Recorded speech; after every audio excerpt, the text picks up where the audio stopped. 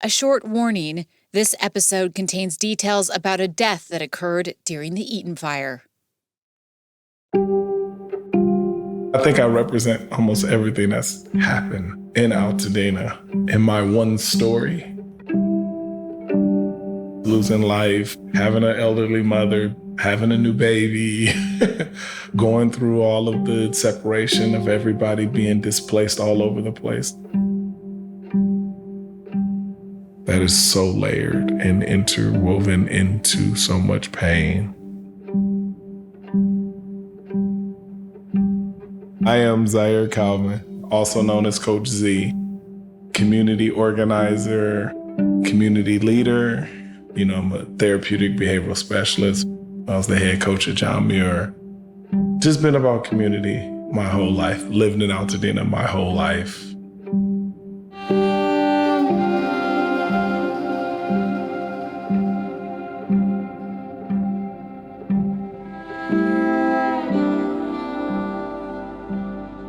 Everybody loved Altadena because you're accepted there. No matter if you're white, black, Jewish, Asian, whoever, you can come to Altadena and you felt like you're at home and all live in harmony.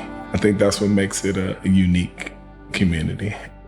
It's been a quiet, kept jewel that's been there and been happening for all of this time. Growing up in Altadena, it was just amazing. As a little black kid, you got to do things that city folks wouldn't get to do. You grew up in nature.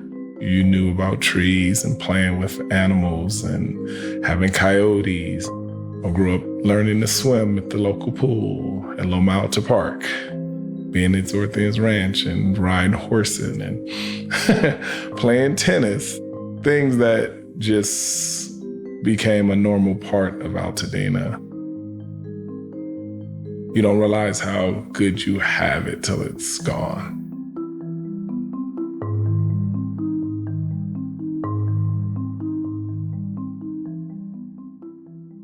The night of the fires, I also have a program called Extreme Athletics. I still had training that night. So we still had training and kids training at the park.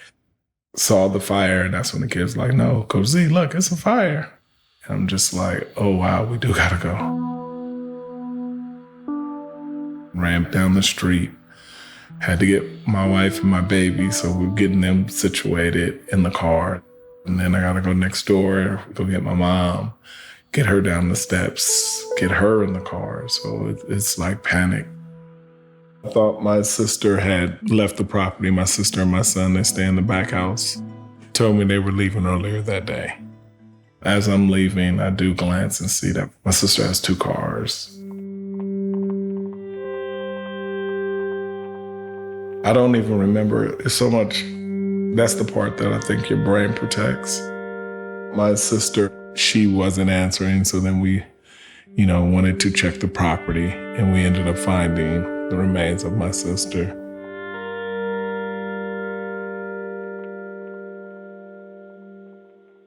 We were the first death, I think, in both fires to be confirmed. I don't remember when I first even saw my house burnt down. I don't remember who told me. I don't remember if I saw it the first time. I don't remember walking up to the house because I was so worried about the fact that I just found my sister. So I've never even processed the house is being burnt down because I was too worried about that. Anybody who's ever watched Stranger Things as a show, the Upside Down world was fully how it was in Altadena. It was absolutely that eerie silence. There was no sirens. You didn't even hear sirens in the distance. There was nothing. There was no help. And I had a fire hydrant right across the street from my house. So it's not like it was even attempted. I have a pool in my backyard. A lot of people's homes didn't even burn down till the next day. So when they say the winds, what happens when the winds stop and everybody's home still burnt down? There was no help. There were no systems. And that's the problem.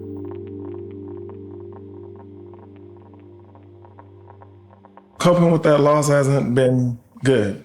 And I can't speak for the whole community. Every day they wake up and it's a nightmare. Every single day. Mentally, you're not going to process something this traumatic for at least 2 years. So everybody who's experienced this brain went into this protect mode that masks everything and it doesn't let the pain come through.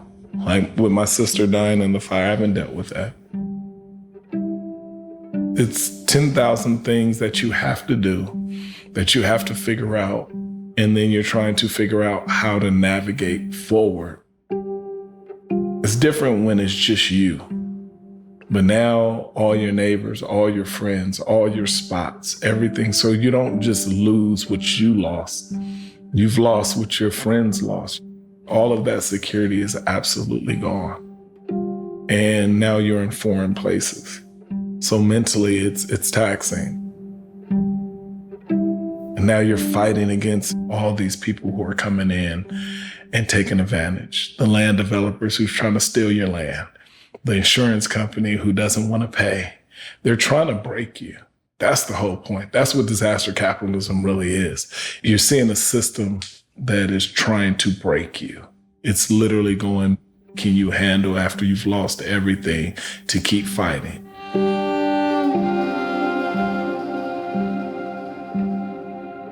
There's be people who will build their houses and be way ahead of the curve. But who wants to move back to a neighborhood when there's no neighborhood? If my neighbors aren't back, what am I rushing for? And making sure everybody gets approved for permits, all of that is so important.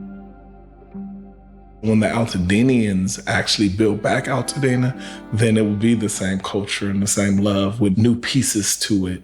They're going to make sure that the heartbeat of Altadena stays the same.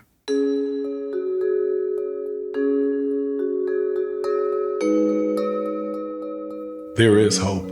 Philanthropy has been absolutely amazing.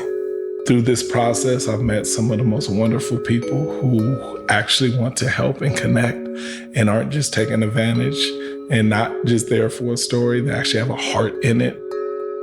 All of my Altadenians out there struggling, which we all are, just keep fighting because the resources are there. And I'm going to keep fighting to make sure that we're seen in all the different spaces. I'm going to not stop. As long as God keeps breath in me and keeps me waking up, I'm going to run around and do that for the community. So have hope. Hold on to your properties. There will be money there. There will be resources. There's more that's coming, and I'm going to keep fighting for it.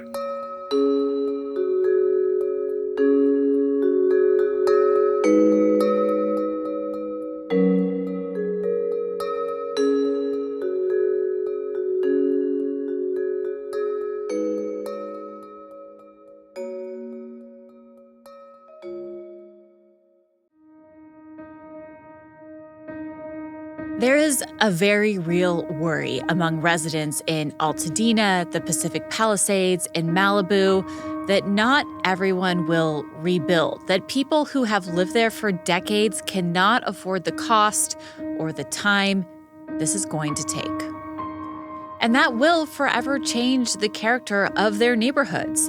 In Altadena, that fear is especially acute, a community whose identity is tied to its diversity. From LA Times Studios, this is Rebuilding LA. I'm Kate Cagle. Over the last couple of months on this podcast, we've heard from residents in the areas most impacted by January's fires, and they all echoed this same concern that many of their neighbors are not coming back. They worry that the disaster set the stage for a developer takeover, companies taking advantage of fire survivors who have to sell and then flipping those properties at a price few can afford. This fear has been expressed especially loud in Altadena, where Black families were able to build generational wealth and stability through homeownership when most of the LA area was still redlined. Now, there are some government policies that are kicking in to help, and there are also some community organizations that have stepped in to offer support. One of those groups is the Greenline Housing Foundation, and a number of our previous guests had pointed to them as a huge helper.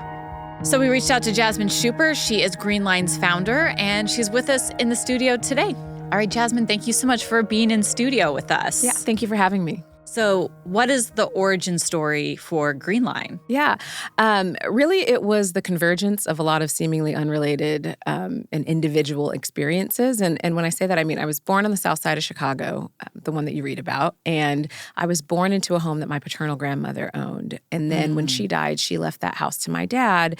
And it was the assets from the sale of that home that fueled all future purchases for my family that gave us things like access to quality education and adequate health care, right? And so many of the other social determinants of well-being, I like to say, that are tied to place. And it wasn't until I got older that I realized that as a Black woman in America, particularly from a marginalized community, that I was the exception and not the rule. And so then, fast forward, I've always loved real estate and everything and all of the opportunity inherent in like home and what that meant. And so I studied business in college and learned about the different drivers of wealth and how significant property ownership is in that. And then in 2020, with the deaths of George Floyd and Breonna Taylor and Ahmaud Arbery, I was just really, really angry. And I'm an angry doer. And so I kind of channeled that into, okay, what do I have? How can I help bring economic justice particularly? Because that's something that I've always been really passionate about. And then just drawing on, again, my experience as an underwriter and what I love about real estate and having worked in nonprofit management. And that's when the seeds of Greenline were born. And the idea was to help people buy their first home, right? Yeah, really it was drawing on this idea because as a real estate agent, when I was studying for my exam, I realized that it wasn't until 1968 that it became illegal everywhere to discriminate on the basis of race, among other protected classes in the sale, rental, and financing of housing. And so then I'm like, well, wait a minute. If it was legal in 1967, what does that mean for the opportunity for wealth building, for marginalized communities, and why we see such significant disparities in homeownership and wealth across racial lines? And it just kind of was a puzzle piece that was missing for me. And so really what we're hoping to do at Greenline is reverse the effects of systemic racism in housing and close the homeownership and racial wealth gaps by facilitating access to homeownership. I know people think of the Los Angeles area as this kind of liberal bastion, but they don't realize that even in some housing deeds today, you can still find the old racial covenants that were written into that property that really restricted where people could live. And that's why so many Black families ended up in Altadena, right? That's right. Absolutely. Yeah. At one point in Pasadena, 60% of the homes had racially restrictive covenants attached to them. 60%, right? There were also a number of federal policies that were happening at the time that informed how Altadena came to be, not the least of which is the 1956 National Interstate and Defense Highways Act. And that was, we're going to build an interstate freeway system, which in and of itself is a good thing. But what happened in cities across the country is that planning departments used that legislation as a license to erect physical barriers to segregate neighborhoods. So what you see overwhelmingly are freeways that intersect minority communities. And Pasadena was no different. And so when those communities of color were displaced, a lot of them fled north to Altadena, where there were relatively fewer barriers to access. That's not to say redlining didn't exist in Altadena, because it absolutely did. That's why you see a significant concentration of families of color in West Altadena compared to East Altadena, because East Altadena was heavily redlined. And so, but you still had, again, relatively fewer barriers to access. And so that's how that happened. But what I like to tell people is that it's all connected, right? It's all of this history and how Altadena came to be, and then the disproportionate impact on the Black community as a result of this fire is all really interconnected. So in January, when Altadena was hit by this major disaster, what was the process for you realizing that, oh my God, we're going to have to step in? Yeah. I mean, well, after I found out that I still had a home, because I live only a stone's throw from where the fire started and miraculously still have a house. And so we were displaced up until 2 months ago when we just moved home. Oh, wow. But so navigating that, but I also saw the writing on the wall. Again, knowing what I know about the community of Altadena, how unique it is. So many of the people that I know that we're in community with in Altadena, and also, like I said, the kind of formula, unfortunately, for natural disasters and the systemic inequities that make it harder for some than others. And what I like to say is that natural disasters do not discriminate on the basis of race or class or ethnicity or anything else, but recovery does, right? Mm-hmm. Rebuilding will discriminate, and I knew that. And I saw the writing on the wall. And also what I know about exploitation that sometimes happens after natural disasters is that people or companies will see this as an opportunity to earn a profit and capitalize off of the disaster. We were really like, okay, what is the overall ethos of what we need to see in the rebuilding so that our community can remain? And so that's kind of when we launched our Eaton Fire Relief Fund, which is rebuild, restore, and remain, because we wanted people to be able to rebuild their homes, restore their neighborhoods, and remain in their communities. And just the writing was on the wall as far as the barriers that would make it really challenging for the demographic that we have always served. It's such a beautiful message there with that. And basically, you're functioning as a land bank. Is that right? That's one of the components. Yeah. So the fire was January 7th. On January 12th, we launched our Eaton Fire response. And it's 2 phases, 4 components, recognizing that it will be a marathon and not a sprint. And that while emergency services are important, we were looking to support for the long haul. So phase 1 is interim housing support, because we know that unless people have stable housing, they can't think about whether or not they want to rebuild, right? Our objective is that everybody who wants to can rebuild and remain in their community. Another component for kind of our phase 1 support is, while we typically help homeowners, we recognize that this was very challenging for renters as well. And so we're prioritizing down payment assistance for renters who are impacted by the Eaton Fire who want to purchase and remain in the community. And then long-term phase 2, we know for a fact that insurance was a challenge before the fire, and a lot of people are underinsured or worse, have no insurance. There's a lot of generational homes in Altadena, and you're not legally required to have insurance, if you don't have a mortgage. And so we're offering $250,000 grants for rebuilding assistance for families who, again, want to rebuild but have a shortfall. And then phase 2, component 2, is this land banking initiative being available as a resource for the community for those who have decided not to rebuild but want to ensure that the land remains in the community and for the community. $250,000, that is real money. It is real money. Yeah, and our interim housing assistance grants is up to 1 year or $40,000 per family, with the lease terms to be renewed throughout the life of the rebuilding as funds permit. One lady who was such a wonderful example of how we were able to ease this burden of interim housing, because she grew up in Altadena. She was in her 50s and she's only lived 2 places in her entire life. Her dad had recently passed away, left the home to her, and the home burned down. And I think it was 3 months after the fire, she moved 15 times. Oh, my goodness. And she had only moved twice in her entire life. And so it was just so destabilizing for her, And so we got her into an apartment building where we have a corporate lease agreement and got her into a 1-year lease. And she just was beside herself, because she was like, now I can exhale. Now I can gather myself. Now I can look to the future and rebuilding and what that looks like for me so that I can rebuild my father's home. How many people do you think you're serving right now? When it comes to serving, if we include the people that we've case managed for, even if maybe they haven't received funds from us yet, then yes, it would be close to 100. But as far as interim housing, for example, we've helped 22 families and deployed $510,000 for interim housing assistance. And that includes rental subsidies for people, getting people into leases where access was hard for them otherwise. We've talked to so many people. My program manager the other day called 40 people in one day. She had 40 different conversations with people who reached out needing different things, had questions, and you're holding something really heavy with people, right? This is a really heavy time that they're trying to navigate. So in addition to, and we just had a team meeting where we talked about this, in addition to trying to meet very practical needs, you're also burden sharers to a certain degree with people as they're navigating just really, really intense tragedy. What are some of the stories that you're hearing? Yeah, I mean, I shared the one of Dana. There's another story of people who insurance canceled them, a month before the fire. And so they're now trying to navigate how they rebuild with no insurance. There's a lot of seniors. The senior community was deeply impacted. In fact, statistically, they were the majority of people who lost their home in Altadena were seniors. They're navigating, technology challenges, right?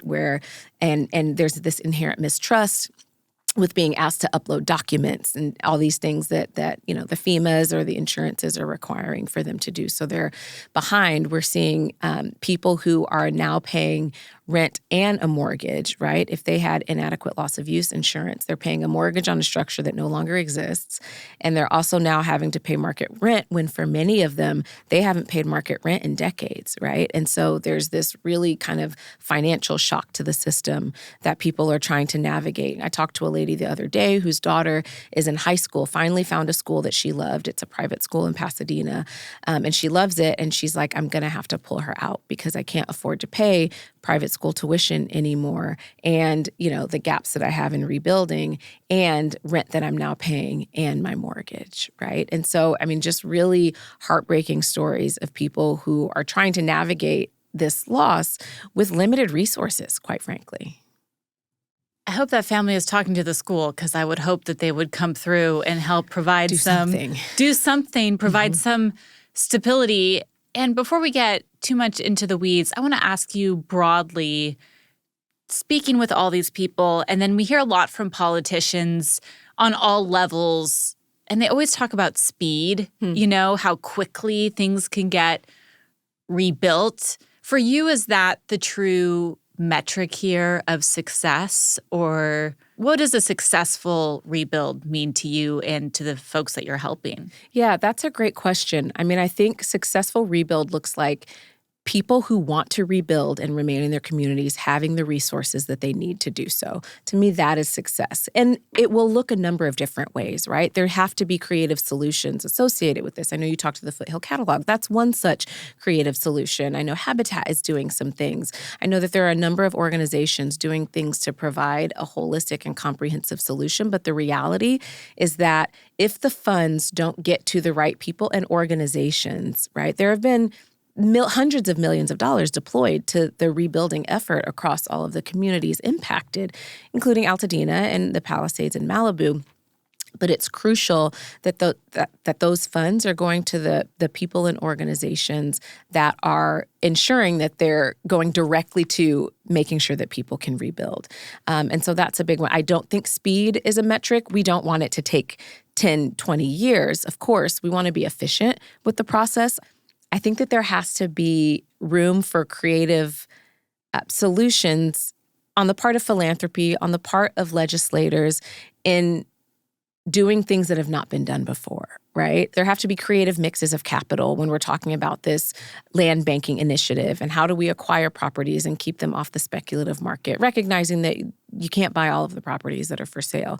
But how do we work with community to ensure that we can stop the bleeding a little bit when it comes to all of the speculative investment activity that's happening in Altadena right now? Well, you guys were able to beat out the developers, the speculators, and purchase your first property in Altadena. So I want to ask you all about that. But first, let's take a quick break.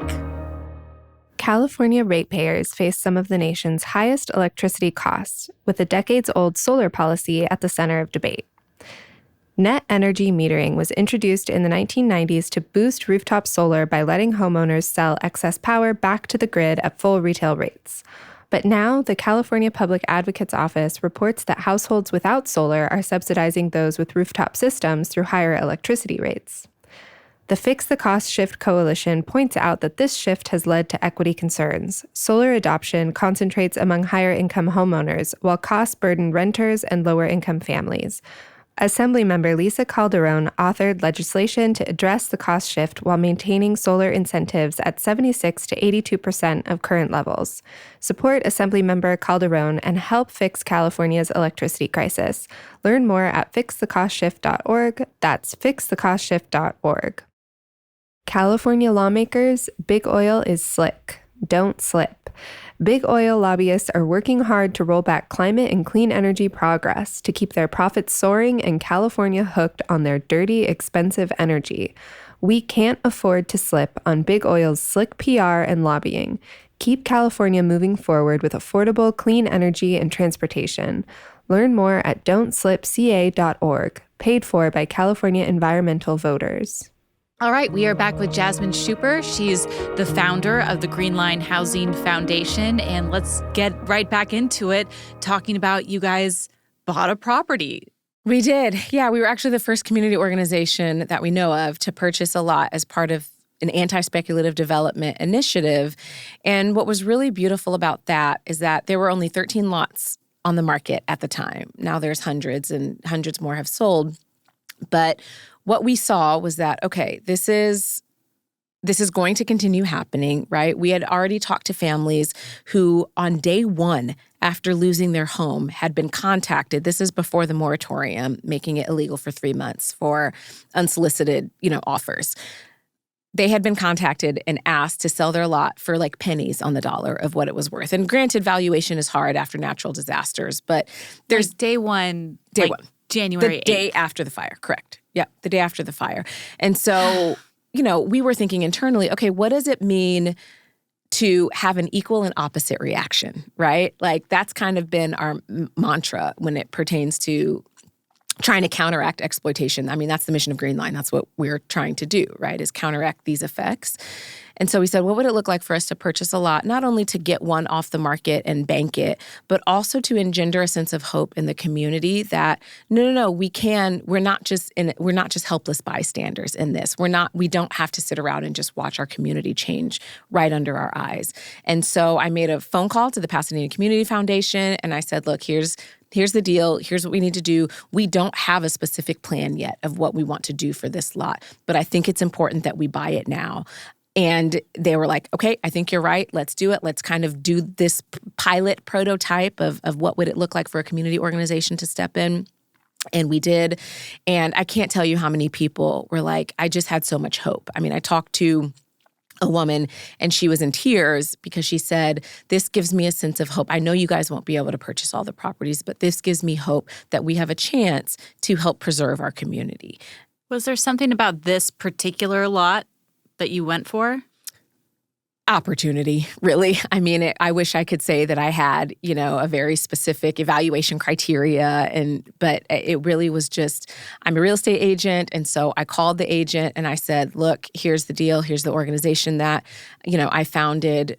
Might the seller be interested in selling to us? And it was kind of a mission-aligned real estate agent, and he's like, let me ask the seller. And the seller was like, I didn't even know this was an option. Yes, I would absolutely, if it makes sense, obviously, because it's a business transaction at the end of the day. And the last thing that we wanted for the seller was to lowball them. We want to help people be made as whole as possible, right? Because there were so few lots on the market at that time, there were no comps, right? Like what's it worth? And so we basically just took the value of the land pre-fire and offered them that. It was $500,000, right? Mm-hmm.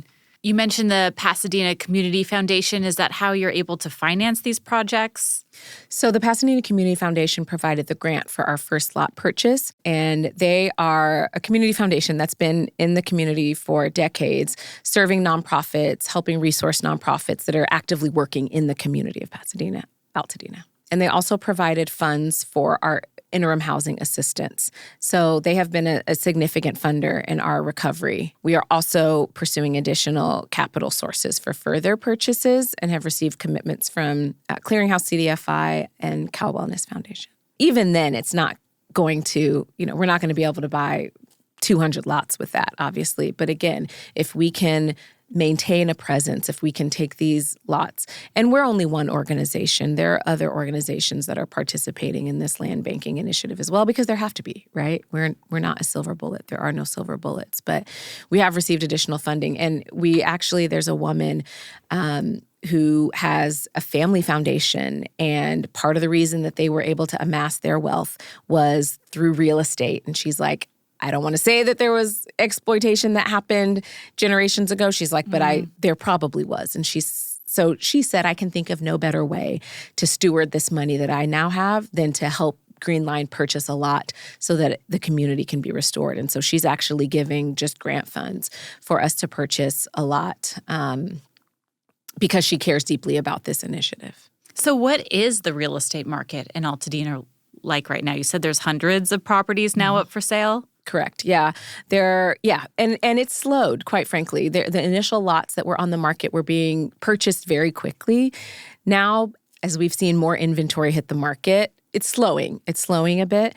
I think investors or developers are being a little bit more strategic in where they're buying and what they're buying and the lot size and the mix and the composition and all of that. And so we are starting to see it slow. But the reality is that as people receive their insurance settlements, as they quantify the gaps in time and energy needed in order to rebuild, they're having to make really hard decisions in real time. I talked to a woman the other day for over an hour, and she was in tears. And she said, Jasmine, I just don't have it in me to rebuild. I don't think I can do it. They had just paid off their mortgage. They had just retired, empty nesters, and were so ready for this next season of their life and to be able to have this asset to pass down to their sons.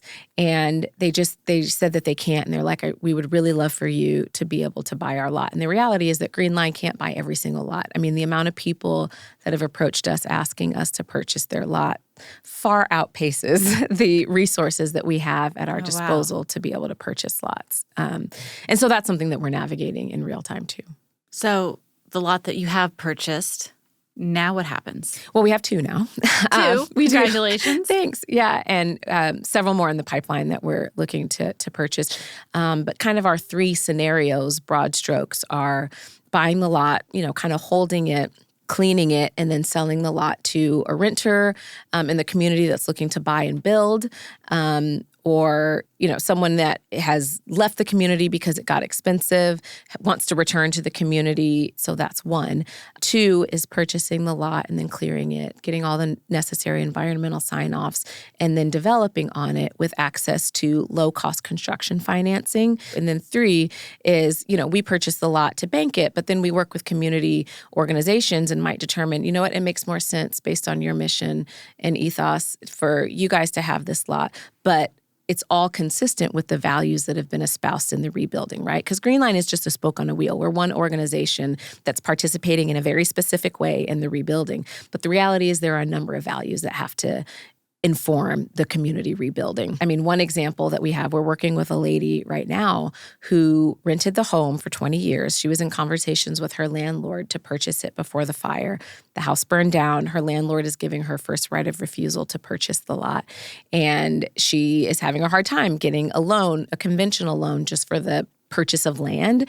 Lenders are not excited to lend on that.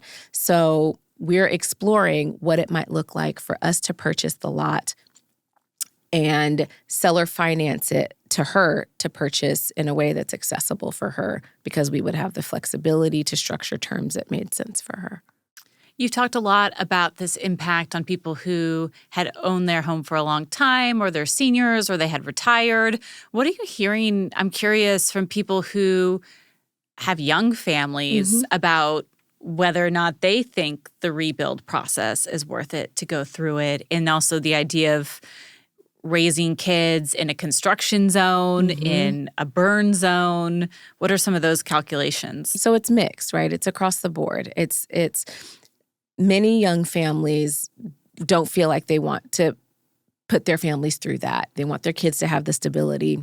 Others are like, no, we're here for the long haul. We'll do what it takes, and we'll do what needs to be done. And I don't know what the variables are, that make one situation different from another.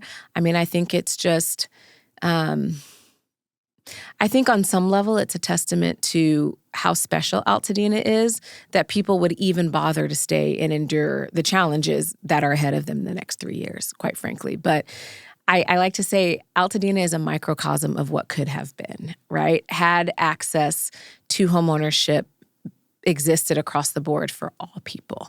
When you have socioeconomic diversity, you have ethnic diversity, you have diversity of thought, you have this really beautiful place where neighbors look out for each other and they care about each other. Some of the first people that approached us wanting to sell their lots to us weren't Black or brown. But they wanted to ensure that their neighbors were taken care of and that the fabric of the community remained, even though they weren't going to be there anymore. Are you hopeful that Altadena will be there in 10 years?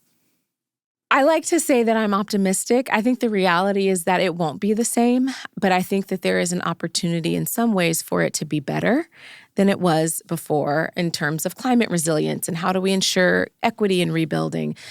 But I also think that if we can maintain and preserve as much as what was special about Altadena in the rebuilding, because it won't be exactly the same. It won't be a 1-for-1. And that's just the reality of it. And I don't say that resigned. I say that, realistically, but I also, like I said, think that there's an opportunity there for something that was lost to be built back better or to help more people or to serve more people. And, one home was lost, but how do we build back in a way that now there's 2 homes on that lot, right? So that how do we address a housing crisis even in the rebuilding? How do we focus our priorities on things that are necessary to rebuild, but also ways that we can solve problems that existed before the fire?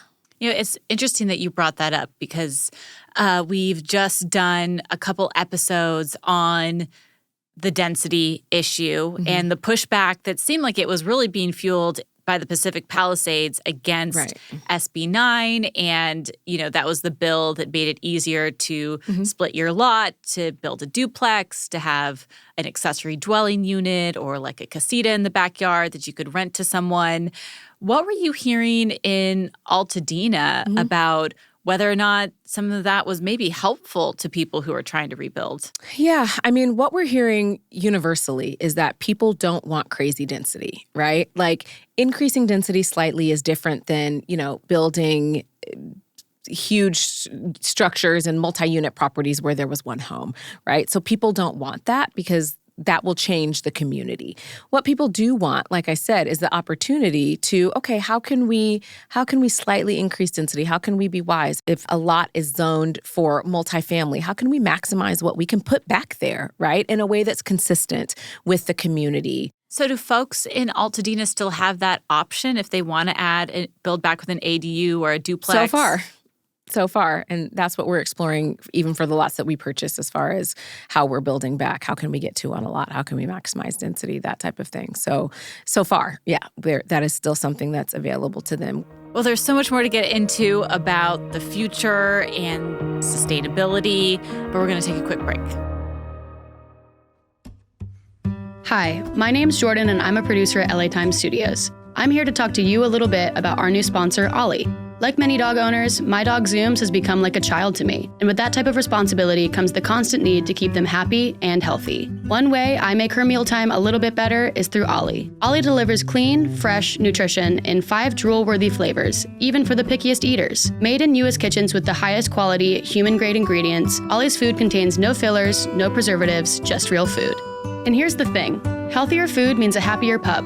More energy, shinier coats, better poops, and more excitement at mealtime. Fill out Ollie's 30-second quiz and they'll create a customized meal plan based on your pup's weight, activity level, and other health info. For any first-timers, Ollie will send out your pup's first box with 2 weeks worth of meals, a free storage container for mess-free serving, and a guide of how to gradually switch them over to their new diet.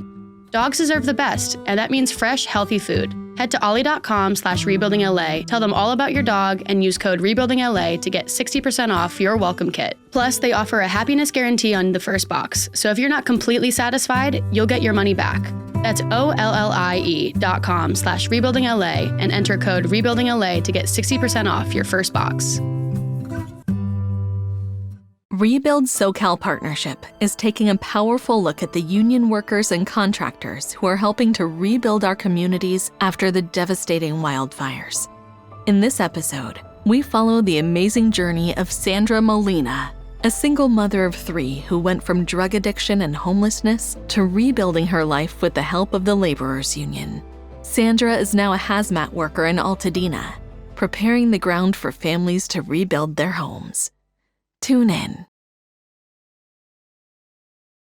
We're back with Jasmine Schuper. She's the founder of the Greenline Housing Foundation. Let's talk about the future because this is going to be a long process. Absolutely. So how do you sustain all this? Because just talking to you in a couple minutes, it sounds very overwhelming. Yeah, I mean, it is overwhelming for the community. I think when it comes to sustainability, I think it's important that it's this is what I tell my team, this is what I tell myself, this is what my husband tells me, is that it's a marathon and not a sprint. Sustainability from the standpoint of, I guess, Greenline in our internal operations is just structuring our support in a way that,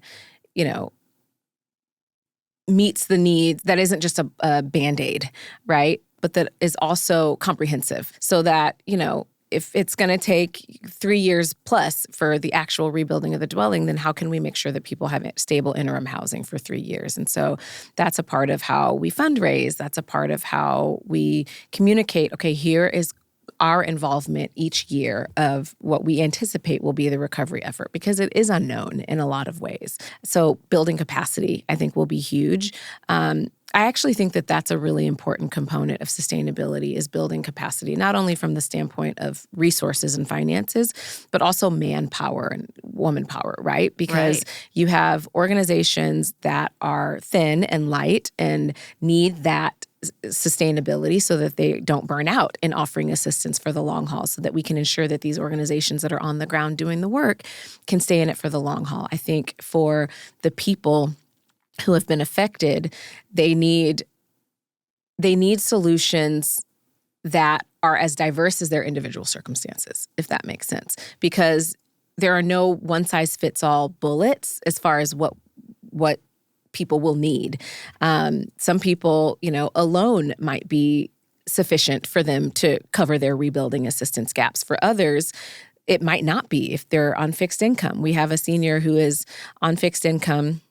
She did not qualify for an SBA loan. Her gap is not crazy from, if we're talking about building back like for like, right? It's not crazy, but she wasn't eligible for an SBA loan, partly because of her income, but she has relatively sufficient rebuilding insurance minus a small gap. And so she's one of our prime candidates for our first Rebuild Needs Assistance grant, right? And so it's just making sure that there are enough creative solutions to meet people where they're at versus trying to make it a blanket thing and a one-size-fits-all thing, because it's absolutely not. I think that's a really, really big and crucial component. How are folks thinking about rebuilding in a fire zone and the fire risk there? That's top of mind for a lot of people, actually, in terms of, will it be safe? Will we be here again? And that's part of the trauma, the very understandable trauma that people are also navigating in real time when it comes to, will this happen again? Like, how can we build back smarter?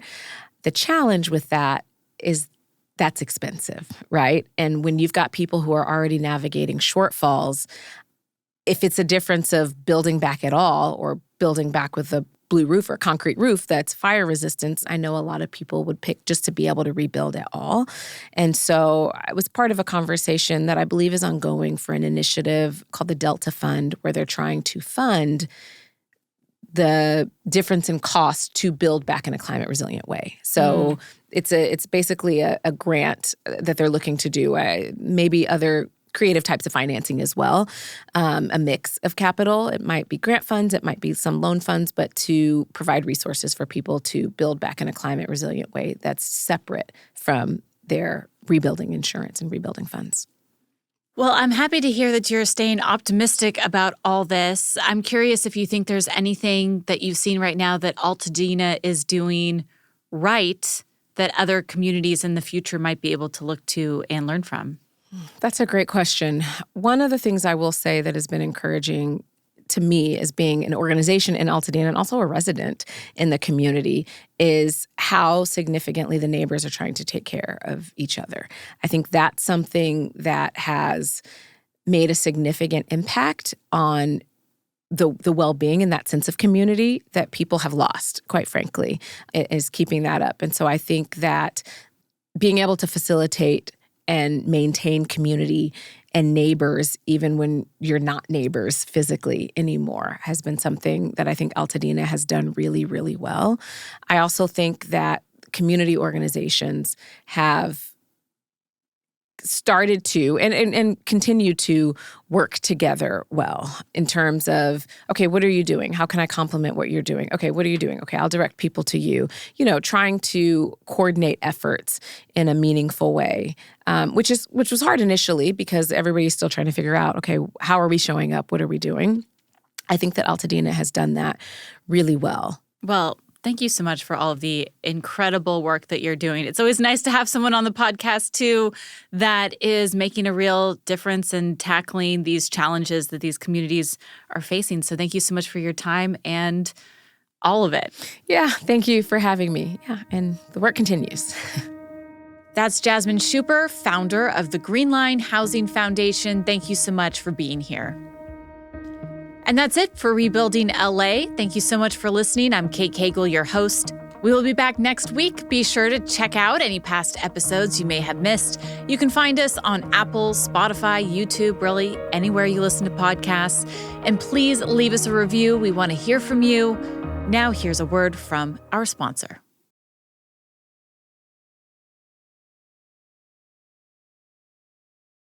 Homeowners are rebuilding in Altadena. Sandra Molina, a hazmat worker, is rebuilding too. Rebuilding her life. Years ago, addicted to drugs and living on the streets, she ended up pregnant and on welfare. Then joined the Laborers Union Apprenticeship Program. Rebuild SoCal Partnership recently met Sandra at her home at 4 a.m., preparing for work, and followed her to Altadena to meet her hazmat cleanup crew. Some people have like a 9 to 5. I have a 6 to 2:30. I'm working 12-hour shifts. My kids have their shoes, their school supplies, clothing. We have money in our savings. Well, I became a drug addict at 17. I was homeless in these streets. I was an addict from 17 to 22. At 22, I found that I was pregnant. My whole life changed. I went through the laborers boot camp in August of 2023. I passed it, and on that Friday that I passed it, Monday I had a job. I'm proud of my kids. They've really adapted to my work schedule, which I thought was gonna be very hard for them. That's just my dream goal right now, is to give them a bigger home. So it's definitely been a long journey, and my 3 kids have been with me throughout the journey. Right now we're going to go see my foreman for our daily morning meeting. And then I get to my job site, I start talking to my crew, and we start talking about any safety hazards, and we get suited and we go in there and we do our thing. Watch out for the machine's swing radius and between the wall, and just be aware and alert at all times. Wear your PPE, clean your mask, and wear your gloves and the latex over, safety glasses. It feels good to be here and to be doing something for the community, because once the ash and debris removal has happened to the property, that means the homeowner can come and reclaim it and start thinking about rebuilding. It's just an amazing feeling. And then there's 2 people inside, so that's where we go in with our hand tools, shovels, rakes. We're removing ash and debris, load it into the trucks, get it out, and turn in our properties. Jaime Hauragi, a representative of Anvil Builders, Sandra's employer, was happy to talk about the qualities she brought to her work. Sandra's been incredible, right, to say the least. She brings grit, teamwork, determination, all the qualities that we're looking for in an individual to help us run such a complex project like this one. The hazmat class was very important to us because it let us know what we were going to be facing out in the field. So they taught us how to suit up, to wear the APR half face with the clean filters to filter out any contaminants. Laborers Union leader John Preciado met Sandra at work to offer his support. We in Southern California invest a tremendous amount of time and resources into our apprenticeship program, and we build skilled and trained workers. We're extremely proud of Sandra and the efforts that we've put into her, but also what she's put into herself. We are the original union of second chances, and she has demonstrated that she was worthy of that chance. She's rebuilt her life, and now she is rebuilding Altadena. I feel like the union helped me rebuild my life. Feels good to be able to do something for the community and for my kids to see that you could always choose to do the right thing. After work, her daughter Abigail was the first to meet her as she walked in the door. My mom works very hard so I can have a better life. The thing that I love about my mom is that she's very caring, and even though she comes home late, she still tries to buy me and my brothers whatever we want because she loves us very much. When I felt like everything was gonna swallow me, like the ground, I would look over to them and I'd be like, I can't give up. I have 3 people depending on me. I have to keep going. I want to be able to get a home for me to leave for my children to inherit. They get up at 4 a.m., they work till 6 p.m., usually 7 days a week. Let's be thankful that these workers are here, building careers and helping the community at the same time. Being out here has helped me rebuild my life, and in a sense, I have also helped rebuild homeowners' life. So definitely, I know that I'm gonna be driving around here and I'm gonna tell my daughter, I worked on this property and this property and this property, and look how it looks now. So it feels good.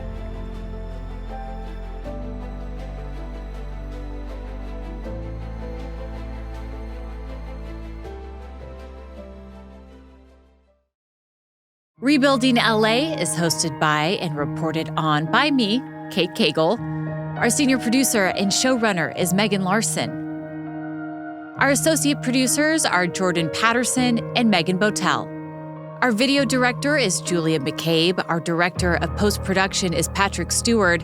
And our senior sound recording engineer is Nick Norton, with audio engineering help from David Iskandarian and motion graphics by Dougal Henkin.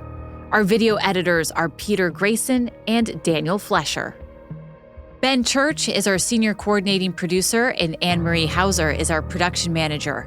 Our podcast marketing manager is Bryn Jura, and our product marketing director is Becca Dorman. Our general counsel at the LA Times is Jeff Glasser.